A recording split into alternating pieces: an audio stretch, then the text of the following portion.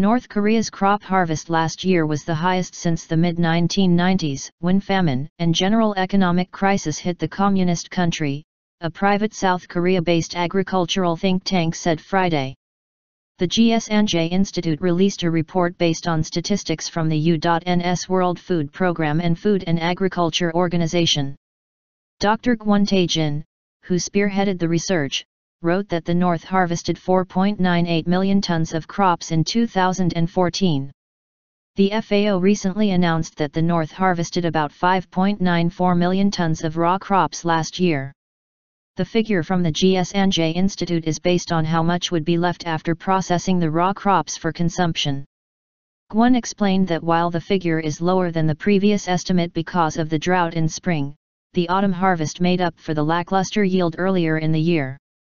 The report indicated North Korea's crop harvest plunged from 4.05 million tons in 1995 to 2.57 million tons in 2001.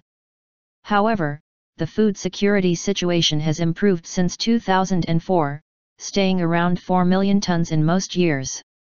In 2011, the figure rose to 4.22 million tons, and when Kim Jong-un became the country's leader in 2012, it rose to 4.45 million tons. The next year, it was 4.84 million tons. Gwon said Pyongyang's efforts to draw manpower to farming and prioritize the distribution of fertilizer and other materials for agriculture is the main reason behind the hike in crop harvest. He added that the new policy of letting farmers freely use a certain percentage of the harvest had also helped the productivity. In a telephone interview with VOA, Gwon said, North Korea, which overcame difficulty with international aid in the early 2000s, is now in the process of overcoming another difficulty through its own efforts, rather than aid.